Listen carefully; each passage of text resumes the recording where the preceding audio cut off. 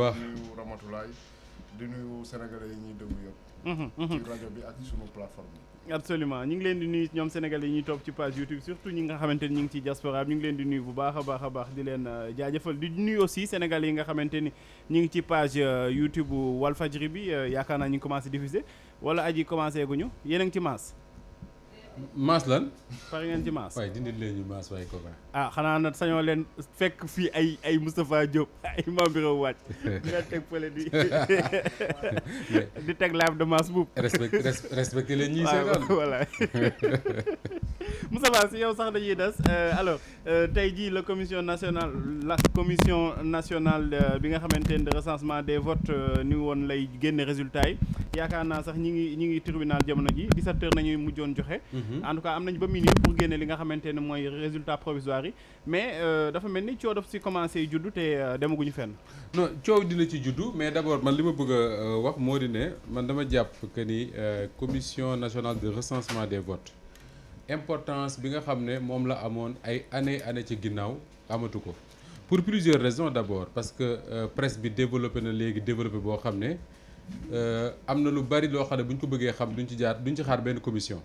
beneen bi mooy les sénégalais yi nga xam ne ñooy liggéey ci wàllu élection muy expert wala statisticien wala ñeneen ak ñeneen am na liggéey boo xam ne ñoom ñi ngi koy def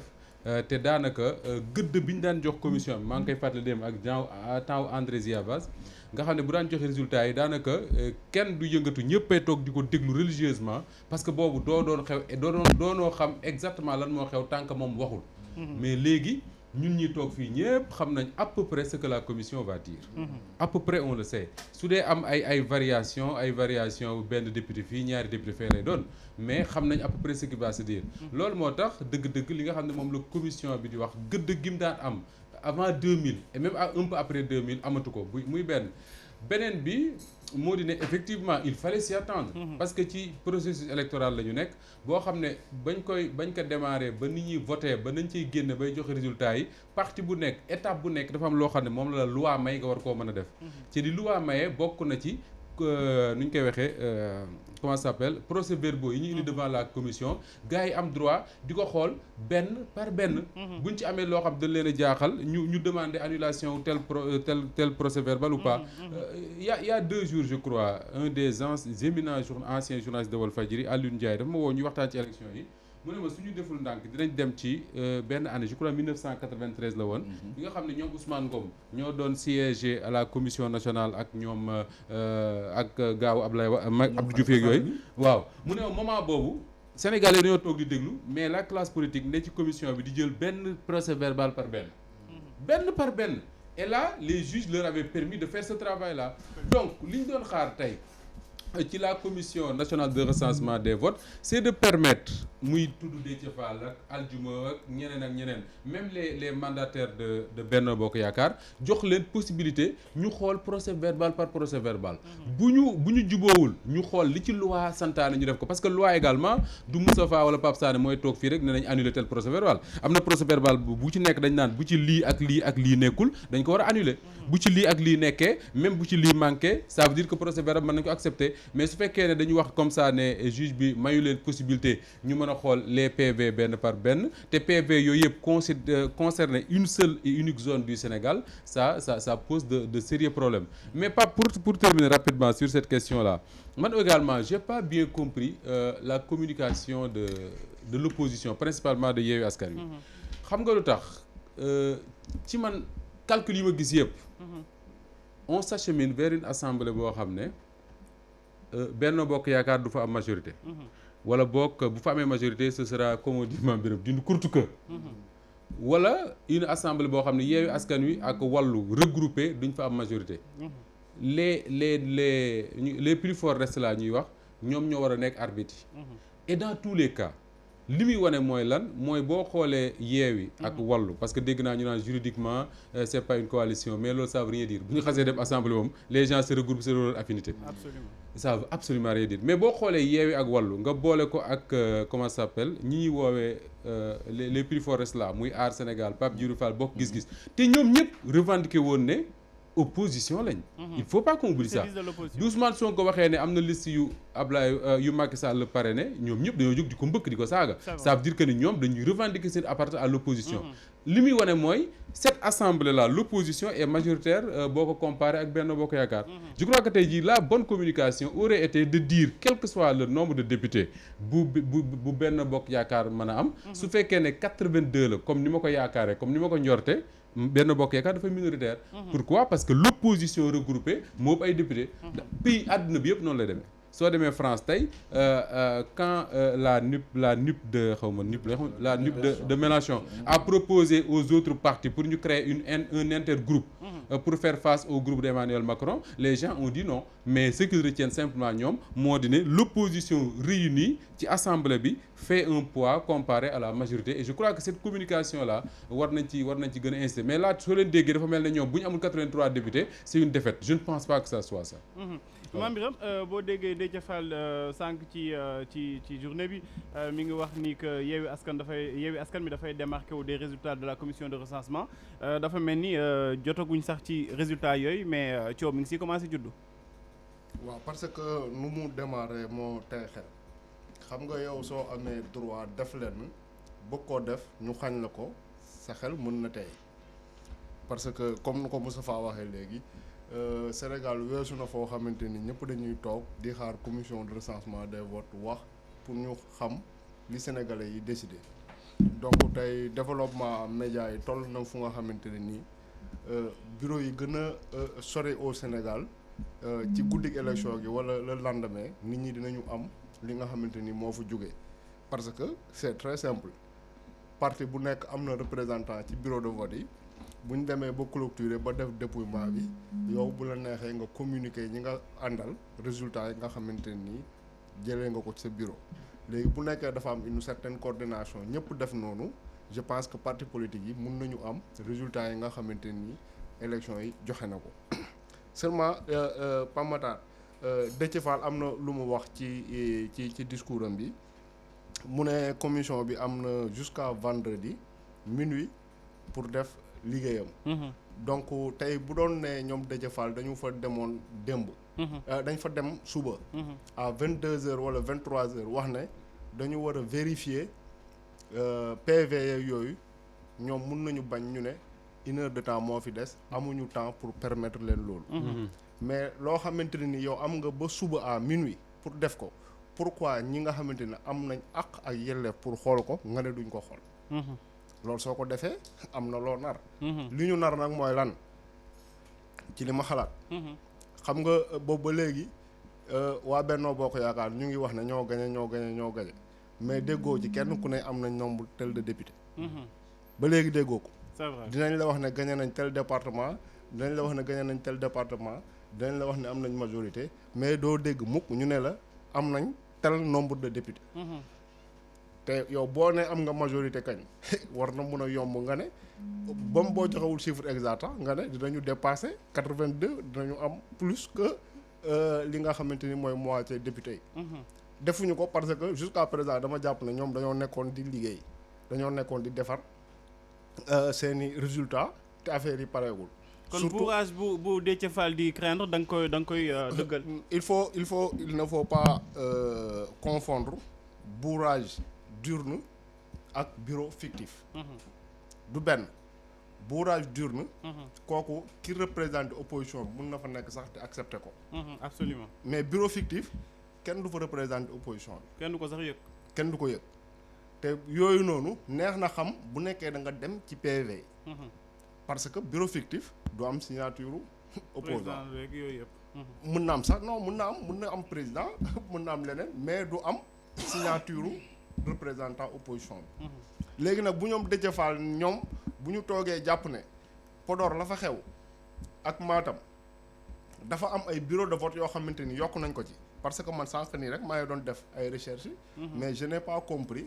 comment ça se fait que local yi passé ñu nekkoon à 6 800 et quelques électeurs. fichier électoral bi. waaw fichier électoral bi. ñu inscrire woon. élection yii nii ñu nekk à 6 700 et quelques mille. dañoo wàññeeku. te pourtant bureau de vote yi dafa yokku te pourtant bureau de vote yi dafa yokku boo demee janvier 2022 les bureaux de vote étaient à 15 066 bureaux. tey mu ngi à 15 196 bureaux. Qu'est-ce qui explique cette différence alors que nombre d'électeurs yi te loolu sax man je n'ai pas compris comment ça se fait bu nekkee gars yi am nañ ay recherches yu ñu mën a def si internet yi en tout cas man mes recherches que j'ai fait gisuma ci fenn foo xamante ni APS sax li gën a doy waar mooy ñoom statistiques yi ñu joxe woon ci élection locale yi passé maanaam wax ne y a tel nombre d'électeurs y a tel nombre de bureaux de vote répartis entre tel et tel et tel loolu seen page boobu soo ko ubbee dañ ko supprimer. not found. APS xam nga loolu di créer ay suspicion yoo xamante ni tey bu ñu la nee ñii dañoo yokk 100 bureaux yoo xamante ni kenn yëgu ko joxe foofu ay résultats yu leen neex mais kenn mënu ko weddi parce que li ñuy def nii sax day gën a wone ne parce que man bu nekkee am naa droit vérifier li nga xamante ni moo nekk ci PV yow bu nekkee PV yooyu jaar nañ ci yoon te nu mu tuddati loi bi permettre na la ko pourquoi may bañ nga def ko pourquoi may bañ nga vérifier ko c'est parce que xalaat nga ne xëy na su ma ko vérifier yenn PV yi du ma ci gis ay signature ñi nga xamante ne ñoo ma fa waroon a teewal c'est aussi simple que ça Pape Sané pourquoi ñuy bañ li nga xamante ne loi moo leen ko jagleel ñu koy bañal opposition bi et c'est pas la première fois defoon nañ ko ak waa direction des élections ba ñu bëggee changer seen liste bi nga xamante ne dañ ko doon wax ci département de Dakar ba ñu mujjee conseil constitutionnel da leen mujjee jox dëgg tey jii dafa mel ni bis répétita la dañuy nekkaat di violer waat loi bi en tout cas ci ay anam yoo xamante ni ñu doy waar la. mais Pape Matar je crois que la solution est toute trouvée xam nga bu ñu amee benn ministre de l'intérieur bi nga xam ne politiquement coloré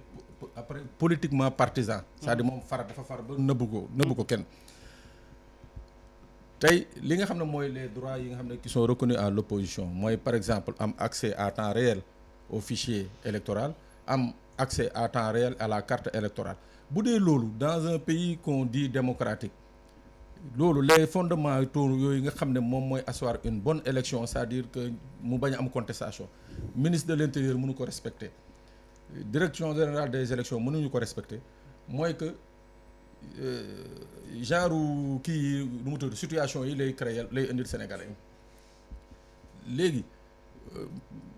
Moustapha a bien fait de rappeler ce qui s'était passé en 93 ci commission nationale de recensement des votes mais xoola même ci jamono jooju sax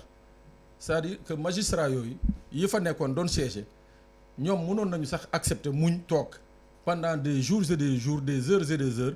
rien que pour l'image de la démocratie sénégalaise nangu nañu woon fanaan fa ay guddi pour permettre que la lumière soit faite mais pourquoi tey jii en 2022 alors que ñun ñu ngi positionné enfin beaucoup d'acteurs surtout ñuy féetee ci nguur gi ñu ngi posé suñu démocratie au firmament des démocraties dans le monde pourquoi ñun suñu magistrats yi en 2022 la nga xam ne seeni aînés ñu ngi ko doon accepter opposition bi kujje gi pourquoi ñoom ren ji en 2022 ñu bañ koon accepter kujje gi mooy lan mooy climat de suspicion bi ñu fi doon wax démb c'est-à-dire que tout dans ce processus est scotché à de la suspicion c'est-à-dire tout dans ce processus bindu bi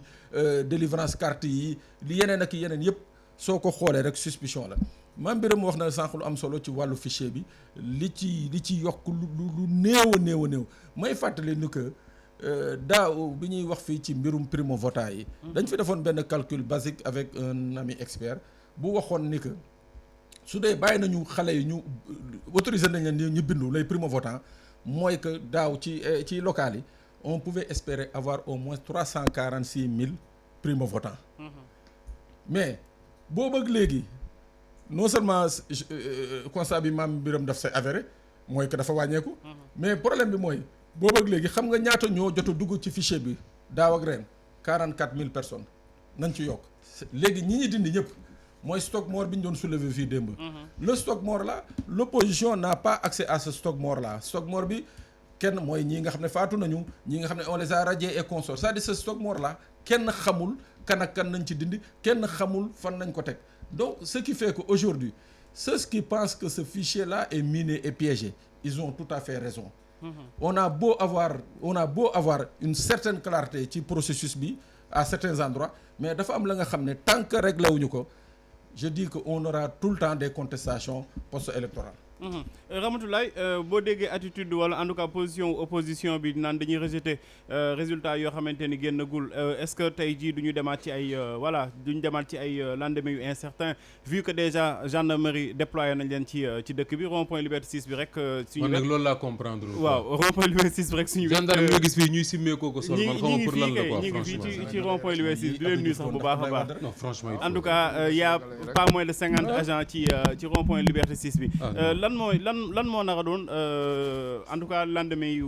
après élection yi. Mata je pense que ñoom déjà politique yi ñi ngi koy wane nañ ko parce que ku ci nekk ci camp boo mënti féete yaa ngi wax ni élection yi nga xamante ni victoire bi du ñu nangu keneen jël ko da ngay gis aussi bien du côté de l'intercoalition Yewwi Wallu que du camp du pouvoir ku ci nekk yaa ngi wax ni ñoom de ci gis nañ leen ñu bind ñu wax ni cela Khalifa plutôt cela va coûter ce que cela va coûter loolu c'est pour dire que ni ñoom dinañu taxaw pour défendre lépp loo xamante ni moom moo vote yi nga xamante ni gis nañ ko ci le jour du 31 juillet alors de l'autre côté aussi waa Benno di wax ni ñoom victoire bi ñoom ñoo ko am quel que soit en tout cas les résultats qui vont sortir des urnes et puis lii nga xamante ni moo di proclamation bi ñuy xaarandi ci publication commission de recensement des votes donc ku ci nekk dafay préparer mais je me dis que ni côté boobu li ñu ci mën a xaar mooy et on espère même que du ñu egg foofu muy pays bi encore nara nekk ci benn instabilité avec force de l'ordre yi nga xamante ni déjà ñi ngi ci mbedd mi on espère qu'on ne va pas arriver à ce stade là ndax gis nañu déjà que Déthié ci ce matin ba muy def déclaration ñoom ils ont parfaitement le droit ndax code électoral bi permettre na leen ko c'est demain jusqu'à minuit et donc fekkee loolu ñu ngi koy demander à ce que ñu permettre leen ko war nañ leen ko mën a permettre pour jéem a dindi lépp loo xamante ni luy doute la ci bopp nit yi bopp askan bi que dañuy bëgg a sàcc élection yi bourrage urne ñi ngi ko ci wax wala des bureaux fictifs du moment qu'ils sont dans leur droit pour que ñu xool li nga xamante ni moom la kees yi nekk et puis ñu permettre leen ko te demain jusqu'à minuit moo doon normalement dernier délai bi je pense que pour vraiment couper la poire en deux nga xamante ni du am benn rëq-rëq wala benn sikki sàkk mënoon lañ leen ko permettre ñu xool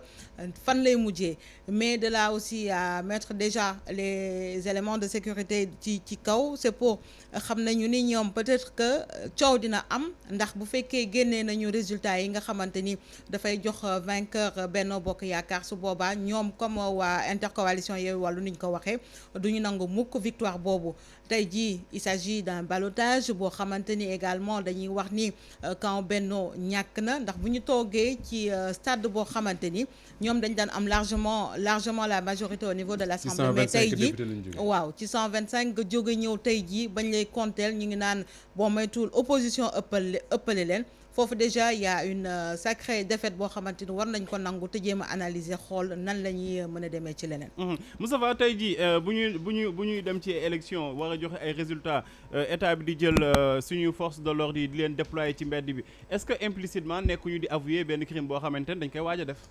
foofu laa d'accord ak Ramatoulaye parce que man dama yaakaar ne le président Macky Sall quand même il reste un homme très lucide. Et la lucidité voudrait que soo demee ci élection législative ñu ne législature bii di génn sa camp amoon na fa 125 députés. Là ngay table naan dinaa taaba pour am 83 députés ça veut dire que ni yaa ngi perte au bas mot 42 députés. ñeent fukki députés ak ñaar yoo xam ne yaa leen yoroon ci kii ba muy la première défaite. La deuxième c'est que boo bëggee nekk fii ci Sénégal ne yaa fi am majorité te loolu moo doon la force de l'argument bu président Macky Sall depuis toujours. mooy élection yi ñu dem. daf doon wax ne même local yi bi ñu perte daf doon wax ne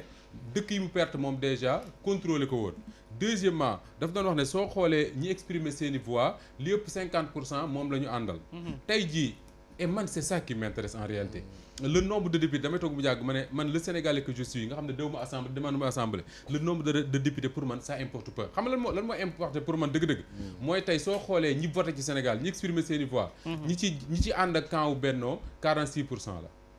au grand maximum. Et beneen bi mooy boo xoolee diggante local yi ak léegi da ngay gis ne le président Macky Sall wala son camp Benno dañuy épuiser seen ay stock